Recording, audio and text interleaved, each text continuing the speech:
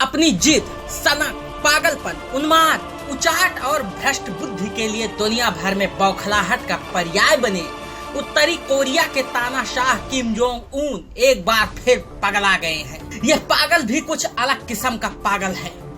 यह बौखलाने पर अपने आप को रत्ती भर नुकसान नहीं पहुंचाता, बल्कि औरों को रत्ती रत्ती कर उड़ा देता है।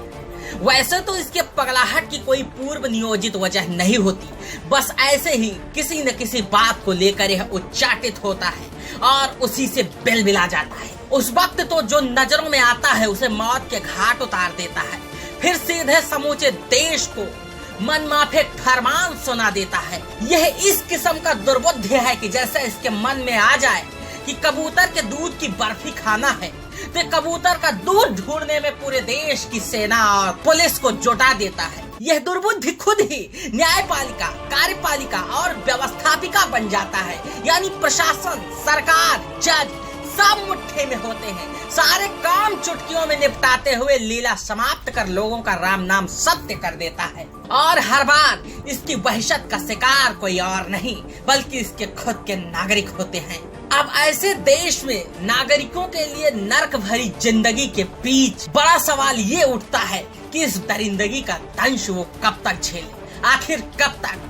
वहाँ तो चौथा स्तंभ यानी मीडिया भी नहीं है, और जो है भी वो सीधे सीधे चारण गाने वाली तानाशाह की प्रचार एजेंसी है।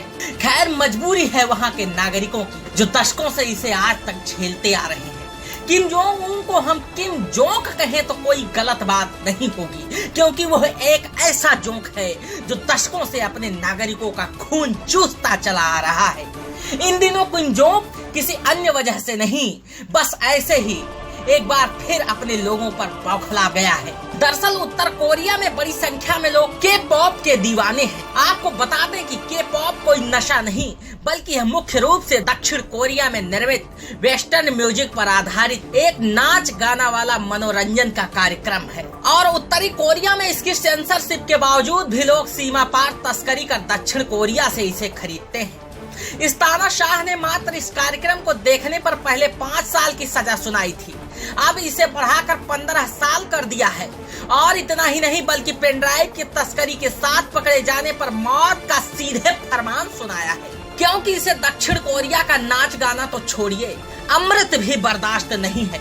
इस बार उसने के पॉप म्यूजिक को कैंसर की तरह बताया है। वैसे दक्षिण कोरिया के इस के पॉप म्यूजिक के केवल उत्तरी कोरियाई ही शौकीन नहीं है, बल्कि इसके दीवाने पूरी दुनिया भर में हैं। और उत्तरी कोरियाई लोगों के इसे पसंद करने की एक अहम वजह भाषा, खान पान और सांस्कृतिक जीवन की समानता है। आपको बता दें कि यह किम जोंग उत्तरी कोरिया के लोगों का सांस्कृतिक जीवन भी तय करता है कि उसे क्या खाना है, क्या पीना है, क्या पहनना है, कैसे रहना है, जिसमें दाढ़ी बाल तक रखने के तौर तरीके शामिल होते हैं। फिलहाल इस बार उसके पगलाने की अहम वजह दक्षिणी कोरियाई मनोरंजन है। गौरतलब है कि उत्तर कोरिया में तानाशाही के अलावा मनोरंजन के कोई साधन उपलब्ध नहीं है, जो हैं भी वो बहुत सीमित हैं। इतना ही नहीं, बीते दिनों इस तानाशाह ने चीन से घटिया सामान खरीदने पर अपने एक बड़े अधिकारी को भी मौत के घाट उतार दिया था, क्योंकि इस अधिकारी ने तानाशाह के लिए बन रहे ड्रीम प्रोजेक्ट वाले अस्पताल के लिए चीन से घटिया सामान मंगवाए थे। किम जोंग अपने इस अस्पताल का सारा सामान यूरोपीय देशों से मंगवाना चाहता था।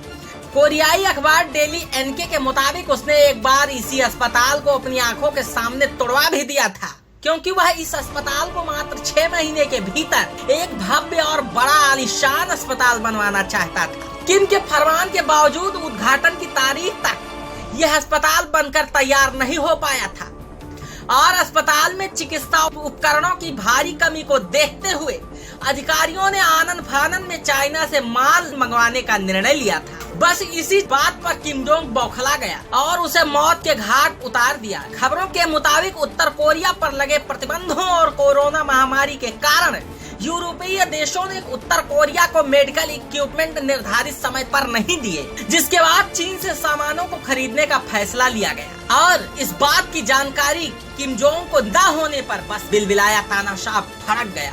फिर देर किस बात की, अपने अधिकारियों को मौत के घाट उतार दिया।